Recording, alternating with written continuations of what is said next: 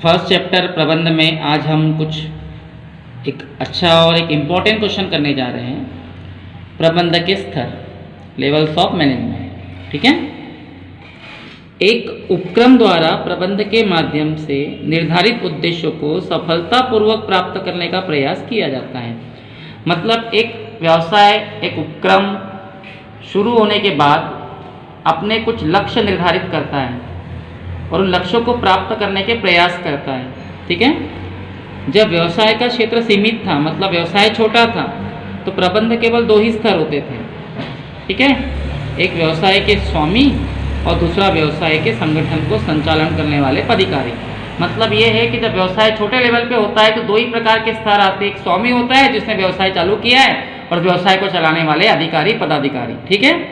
लेकिन जैसे जैसे व्यवसाय का क्षेत्र विस्तृत होने लगा, व्यापार का स्तर भी बढ़ने लगा। वर्तमान में व्यवसाय की प्रकृति यानी व्यवसाय के आकार के प्रबंध के स्तर निर्भर करता है। मतलब व्यवसाय का जितना बड़ा आकार होगा, स्तर भी उतने होंगे। फिलहाल प्रबंध के स्तरों को 3 भागों में बांटा गया: उच्च स्तरीय प्रबंध, मध्य स्तरीय प्रबंध और निम्न स्तरीय प्रबंध, जिसे हम लोग इस तरीके से पढ़ सकते हैं। देखिए, एक चार्ट बना हुआ है। उच्च स्तरीय प्रबंध में संचालक होते हैं, संचालक मंडल जो बिजनेस को चलाते हैं, चेयरपर्सन जो बिजनेस की चेयर पर बैठता है और बिजनेस के निर्धारित नीतियाँ और निर्माण करता है, और मुख्य कार्यकारी अधिकारी जो लोगों से कार्य कराने के लिए प्रबंधक के रूप में विद्यमान होता है। मध्य स्तरीय प्रबंध में विभागों के अलग अलग प्रबंधक होते हैं, उनके नीचे हाथ में काम करने वाले उप विभागीय प्रबंधक होते हैं और उनके द्वारा बनाई गई शाखा के प्रबंधक होते हैं। और निम्न स्तरीय प्रबंध में कार्यालय संभालने वाले प्रबंधक होते हैं, पर्यवेक्षक सुपरवाइजर होते हैं, अधीक्षक और फोरमैन होते हैं। इस टाइप से एक चार्ट बना हुआ है, हम इसी को पढ़ने की कोशिश करेंगे। सबसे पहले हम आते हैं उच्च स्तरीय प्रबंध में। ठीक है। किसी भी उपक्रम में उच्च स्तरीय प्रबंध का महत्वपूर्ण स्थान होता है। उच्च स्तरीय प्रबंध मतलब ऊंचे लेवल की, जो उद्देश्यों और नीतियों का निर्धारण करता है। मतलब उच्च स्तरीय प्रबंध जो होता है, ये व्यवसाय के लिए उद्देश्य और नीतियाँ बनाता है। ठीक है। इसमें संचालक मंडल आते हैं, मुख्य कार्यकारी अधिकारी आते हैं, चेयरपर्सन आदि आते हैं।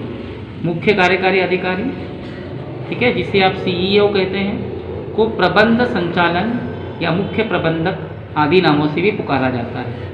उच्च स्तरीय प्रबंध के पास समस्त प्रबंधकीय अधिकार होते हैं, इसके पास सारे अधिकार होते हैं। CEO, जिसे मुख्य अधिशासी भी कहा जाता है, का मुख्य कार्य संचालक मंडल द्वारा जारी दिशा निर्देशों नीतियों का पालन करवाना होता है। मतलब व्यापार का संचालक मंडल जो दिशा निर्देश जारी करता है, उसे पटरी पर लाने का कार्य मुख्य कार्यकारी अधिकारी का होता है। ठीक है। ये उपक्रम में होने वाली, संचालित होने वाली समस्त गतिविधियों पर CEO का ही नियंत्रण होता है। जितनी गतिविधियां हमारे व्यापार में होती है, उस पर नियंत्रण इस उच्च अधिकारी, उच्च स्तरीय प्रबंध CEO का होता है। यह संचालक मंडल और अन्य अधिकारियों के मध्य की कड़ी का कार्य करता है। ठीक है। मतलब जो संचालक मंडल व्यापार को खड़ा जिन्होंने किया है और दूसरे अधिकारी, इन दोनों के बीच में कड़ी का, पुलिया का काम करता है। इसके कार्यों में उपक्रम में कार्यरत समस्त कर्मचारियों में समन्वय बनाना, मतलब व्यापार में जितने कर्मचारी कार्य करते हैं उनके बीच में समन्वय बनाना इसका कार्य है। अधीनस्थ यानी अपने हाथ के नीचे कार्य करने वाले लोगों के कर्तव्य अधिकारों का बंटवारा करना इसका काम है। कर्मचारियों को समय समय पर प्रेरित करना और कर्मचारी के कार्यस्तर को बनाए रखना आदि इसके कार्य में शामिल होता है। ठीक है। अब हम पढ़ रहे हैं उच्च स्तरीय प्रबंध के कार्य। उद्देश्यों का निर्धारण करना, मतलब उद्देश्य बनाना। उच्च स्तरीय प्रबंध का सबसे महत्वपूर्ण कार्य संस्था के उद्देश्यों का निर्धारण करना है।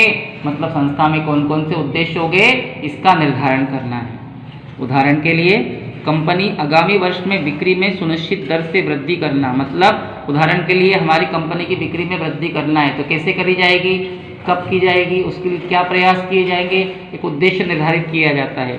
आदि उद्देश्यों को निर्धारित करना, मतलब हमारे उपक्रम का उद्देश्य क्या होगा, उसे निर्धारित करना उच्च स्तरीय प्रबंध का कार्य होता है। ठीक है। आगे, नीतियों का निर्धारण। इसके अंतर्गत नीतियाँ बनाई जाती है, जैसे मूल्य में प्रतिस्पर्धा बढ़ाना, बिक्री में वृद्धि करना।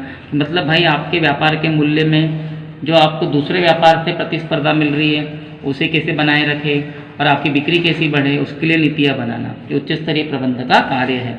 फिर संसाधनों की व्यवस्था करना, ठीक है। व्यापार के लिए जितने संसाधन मौजूद होते हैं उन सब की व्यवस्था करना उच्च स्तरीय प्रबंध का कार्य है। निर्धारित उद्देश्यों को प्राप्त करने के लिए, मतलब व्यापारी ने जो व्यापार के जो भी उद्देश्य है जो निर्धारित किए गए हैं उनको प्राप्त करने के लिए उच्च स्तरीय प्रबंध का कार्य उपक्रम के आवश्यक संसाधनों को जुटाना होता है। मतलब हमारे व्यापार के जो लक्ष्य निर्धारित किए हैं उनको प्राप्त करना बहुत जरूरी होता है, ठीक है, वरना आपका व्यापार तो असफल हो जाएगा। और उसको प्राप्त करने के लिए कौन कौन से साधन जुटाने पड़ेंगे, ये कार्य मुख्य प्रबंधक यानी उच्च स्तरीय प्रबंधक का होता है। जैसे वित्त की व्यवस्था करना यानी पैसे की व्यवस्था करना, कच्चे माल की व्यवस्था करना, शक्ति के साधनों को उपलब्ध करवाना आदि कार्य का निष्पादन करवाना। उच्च स्तरीय प्रबंधक का महत्वपूर्ण कार्य उपक्रम में किए जाने वाले समस्त कार्यों को निष्पादित करवाना है, ठीक है। निष्पादित करवाना मतलब उनका निष्पादन करना, पटरी पर लाना, ठीक है। यह कार्य मध्य स्तरीय प्रबंधकों द्वारा करवाया जाता है। मतलब ये कार्य निष्पादित तो उच्च स्तरीय करता है पर करवाता किससे, मध्य स्तरीय प्रबंधकों से। किंतु कार्य को निष्पादन पर उच्च स्तरीय प्रबंधक का ही नियंत्रण होता है। कार्य निष्पादित होते रहते हैं लेकिन नियंत्रण हमेशा उच्च स्तर का ही होता है। करता उसे मध्य स्तर के प्रबंधक है लेकिन उसका निष्पादन उसे पटरी पर लाया जाता है उच्च स्तर के प्रबंधक द्वारा, ठीक है। उत्तरदायित्व अधिकारियों का बंटवारा। उच्च स्तरीय प्रबंध द्वारा इस बात का निर्धारण कर लिया जाता है कि जो अधीनस्थ होते हैं, मतलब उनके नीचे आने वाले लोग जो उनके हाथ के नीचे कार्य करते हैं, उनके उत्तरदायित्व क्या रहेंगे, ठीक है, उनके अधिकार भी क्या रहेंगे, स्पष्ट व्याख्या कर दी जाती है। और ये सारी चीज़ों को मतलब अपने अधीनस्थों को, अपने से नीचे के अधिकारियों को उत्तरदायित्व बांटने का और अधिकार बांटने का कार्य उच्च स्तरीय प्रबंधकों द्वारा ही किया जाता है, ठीक है। फिर वित्तीय नीति निर्धारण करना या बजट पारित करना। उपक्रम की बृहद यानी लंबे समय की वित्तीय नीति का निर्धारण उच्च स्तरीय प्रबंधक द्वारा किया जाता है। मतलब उपक्रम में पैसा कहाँ से आएगा, किस जगह खर्चा होगा और उसकी व्यवस्था कैसे की जाए, उच्च स्तरीय प्रबंधक उसका विचार करता है। और अधीनस्थों द्वारा प्रस्तुत किए गए बजटों का अंतिम रूप से अनुमोदन भी प्रबंधक के द्वारा स्तर किया जाता है। मतलब जो बजट पारित किया जाता है उसे अंतिम रूप भी उच्च स्तरीय प्रबंधक देता है, ठीक है। अब हम आते हैं मध्य स्तरीय प्रबंधक पर। मध्य स्तरीय प्रबंधक के अंतर्गत विभिन्न विभागों के विभागाध्यक्ष, माने अलग अलग विभाग होते हैं और हर विभाग के एक अध्यक्ष होता है। तो विभिन्न विभागों के विभागाध्यक्ष और उनके उप विभागाध्यक्ष को सम्मिलित किया जाता है। बड़े उपक्रमों में मध्य स्तरीय प्रबंधक को दो भागों में बांटा जाता है, ठीक है। और ये भाग है उच्च मध्य स्तरीय प्रबंध और निम्न मध्य स्तरीय प्रबंध। मतलब मध्य स्तरीय प्रबंध के भी दो भाग होते हैं, उच्च मध्य स्तरीय प्रबंध और निम्न मध्य स्तरीय प्रबंध, ठीक है। आगे लिखा है मध्य स्तरीय प्रबंध उच्च स्तरीय प्रबंध और निम्न स्तरीय प्रबंध के मध्य के बीच की कड़ी है। मैंने बताया ना आपको 3 स्तर होते हैं। तो मध्य स्तरीय प्रबंध जो उच्च स्तर होता है, जो निम्न स्तर होता है, इन दोनों के बीच की एक कड़ी होती है, ठीक है। एक और जहां मध्य स्तरीय प्रबंध को उच्च स्तरीय प्रबंध के निर्देशों और नीतियों का पालन करना होता है, वही निम्न स्तरीय प्रबंध की समस्याओं को हल करके सुझाव को मानने के लिए दबाव करना पड़ता है। जैसे मान लो उच्च स्तरीय प्रबंधकों ने नीतियाँ बनाई निर्धारण करने के लिए, लक्ष्य बनाए, नीतियाँ बनाई, नियम बनाए। अब उन लक्ष्य निर्धारण करना उच्च स्तरीय प्रबंधक का कार्य है, नीतियाँ बनाना उच्च स्तरीय प्रबंधक का कार्य है, कानून बनाना, अधिकार बांटना, ये सब उच्च स्तरीय प्रबंधक का कार्य है। लेकिन उनका निष्पादन करना, उन्हें पटरी पर लाना और उनके आधार पर कार्य करवाना, ये निम्न मध्य स्तरीय प्रबंधक का कार्य है। मतलब मध्य स्तरीय प्रबंध उच्च स्तरीय प्रबंध द्वारा निर्धारित किए गए लक्ष्यों की पूर्ति के लिए प्रयास करता है और उसके द्वारा बनाई गई नीतियों को क्रियान्वित करता है। साथ ही साथ इनसे नीचे जो आता है निम्न स्तरीय प्रबंध, उनकी समस्याओं को हल करके उनके सुझाव उच्च स्तर तक पहुंचाता है। मतलब एक मध्य की कड़ी है। ऊपर वालों ने नीतियाँ बना दी, उसे क्रियान्वित ये लोग करते हैं और नीचे वालों की समस्याओं का समाधान ये ऊपर तक पहुंचाते हैं, ठीक है। संक्षेप में मध्य स्तरीय प्रबंध को निम्न स्तरीय प्रबंध से सहयोग प्राप्त कर उच्च स्तरीय प्रबंध की नीतियों को अमल में लाने के लिए कठिन कार्य करना पड़ता है। मतलब ये बहुत ही कठिन कार्य होता है क्योंकि उच्च अधिकारियों की नीतियों पर अमल करना और नीचे के कर्मचारियों और वर्कर की समस्याओं को हल करना इनका कार्य होता है। इनके कार्य देख लेते हैं हम लोग।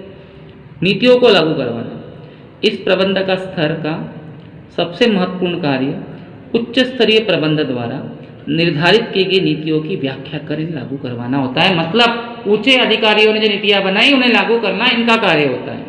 जैसे कच्चे माल के क्रय के संबंध में जो नीतियां बनाई है उसे लागू किया जाता है। उच्च गुणवत्ता का ध्यान रखने के लिए माल का परीक्षण करके क्रय किया जाए। मतलब कच्चे माल के संबंध में कोई नीतियां बनाई गई, उसकी गुणवत्ता को ध्यान में रखते हुए माल क्रय करना, यह बात क्रय प्रबंधक को अवगत कराई जाती है। ठीक है। उसके अलावा सेवर्गीय संबंधी कार्य, प्रत्येक विभागीय प्रबंधक को, मतलब मध्यस्तरीय प्रबंध में अलग अलग विभाग होते हैं और प्रत्येक विभागीय प्रबंधक को अपने विभाग हेतु योग्य कर्मचारी की भर्ती करना, चयन करना और प्रशिक्षण करने की व्यवस्था की जाती है। अलग अलग विभागों के अधिकारियों को अपने विभाग में काम करने वाले कर्मचारियों का चयन करना पड़ता है, भर्ती करनी पड़ती है और भर्ती करने के बाद प्रशिक्षण देकर उन्हें कार्य पर नियुक्त करना पड़ता है। निर्देश जारी करना, विभागीय प्रबंधक अपने विभाग के कर्मचारियों के लिए आवश्यक दिशा निर्देश जारी करते हैं। विभाग में जो लोग काम कर रहे हैं उनके लिए आवश्यक निर्देश जारी करते हैं। इसके अतिरिक्त वे अपने अधीनस्थों यानी अपने हाथ के नीचे कार्य करने वाले लोगों को आवश्यक संसाधन मतलब वस्तुएं भी उपलब्ध करवाते हैं जिनकी व्यापार में आवश्यकता होती है। ठीक है।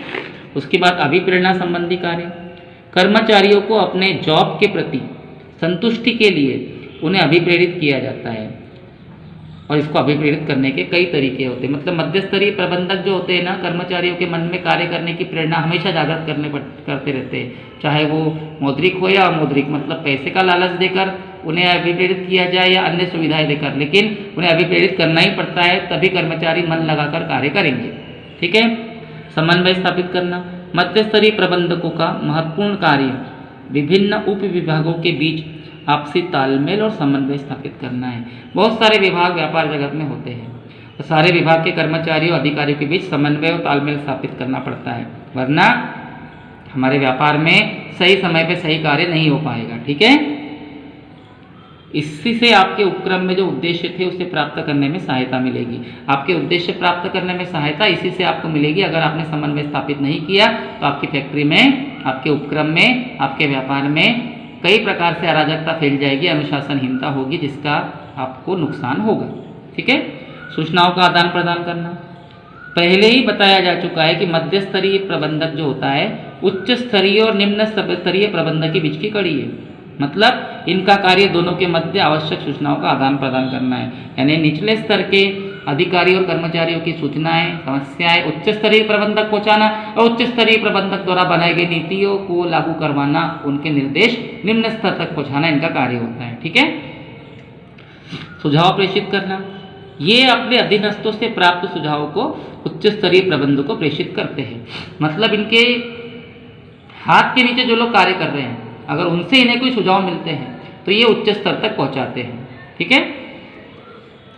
समीक्षा करना, उत्पादन की उपलब्धियों की समीक्षा करके परिणाम ज्ञात करके उन्हें उच्च स्तरीय प्रबंधक के पास पहुंचाते हैं। उत्पादन अभी किस लेवल पे पहुंचा है, किस तरीके से कार्य हो रहा है, किस तरीके से कितना कार्य पूरा हो चुका है और कितना कार्य होना बाकी है, ये निम्न स्तर से पूछकर उच्च स्तर तक इसकी रिपोर्ट पहुंचाते हैं और उसकी समीक्षा करते हैं। ठीक है।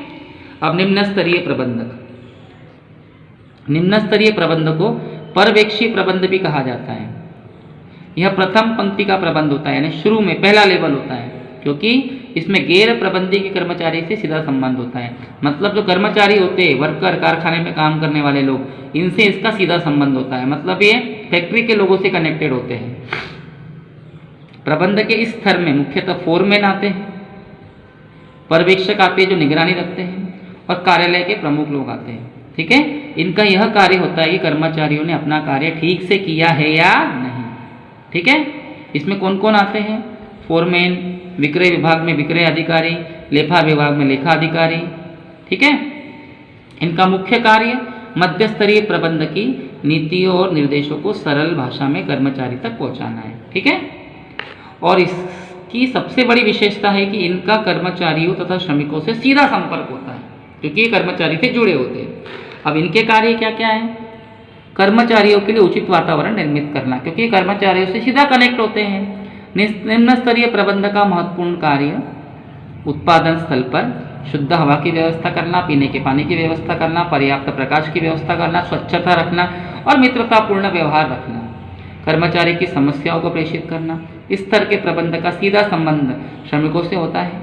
इनका कार्य उनकी समस्याओं का समाधान करना होता है। ठीक है, और इतना ही नहीं, ये अपने अधिकार क्षेत्र के बाहर की समस्याओं को भी मध्य स्तरीय के पास प्रेषित कर देते हैं। मतलब कर्मचारी की जो समस्या आती है ये ऊपर तक पहुंचाते हैं। ठीक है, कर्मचारी को कार्य सौंपना भी इनका कार्य। यह प्रबंध अपने अधीनस्थ कर्मचारी को कार्य सौंपने का कार्य करता है, यानी कर्मचारी को इनके द्वारा कार्य सौंपे जाते हैं। कर्मचारी की सुरक्षा सुनिश्चित करना, इस स्तर के प्रबंधक कर्मचारियों को, श्रमिकों को सुरक्षा निश्चित करते हैं, मतलब उनके कार्य के प्रति सुरक्षा निश्चित करते हैं ताकि कर्मचारी किसी प्रकार का कोई नुकसान या कोई हानि ना हो। अच्छे मानवीय संबंध बनाना। ठीक है, पूंजी और श्रम के मध्य संघर्ष को टालने के लिए, इसका मतलब आपने देखा होगा कई फैक्ट्रियों में कर्मचारियों और मालिकों के बीच कई प्रकार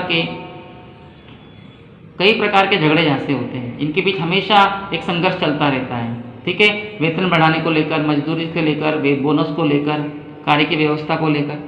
तो निम्न स्तरीय प्रबंध जो होता है पूंजी और श्रम के मध्य संघर्ष को टालने के लिए आवश्यक होता है। मतलब वहाँ कोई हड़ताल जैसी कोई घटनाएं ना मौजूद हो, इसलिए उनको टालने का प्रयास करता है। श्रमिकों से मधुर संबंध बनाए रखता है और उसके कार्य को निम्न स्तरीय प्रबंध के माध्यम से किया जाता है। ठीक है, कर्मचारियों के कार्यों का मूल्यांकन करना। कर्मचारियों को जो कार्य सौंपे गए हैं, कार्य पूर्ण हुआ है या नहीं, उसका मूल्यांकन करना भी इस प्रकार के प्रबंधक का मुख्य कार्य होता है। ठीक है।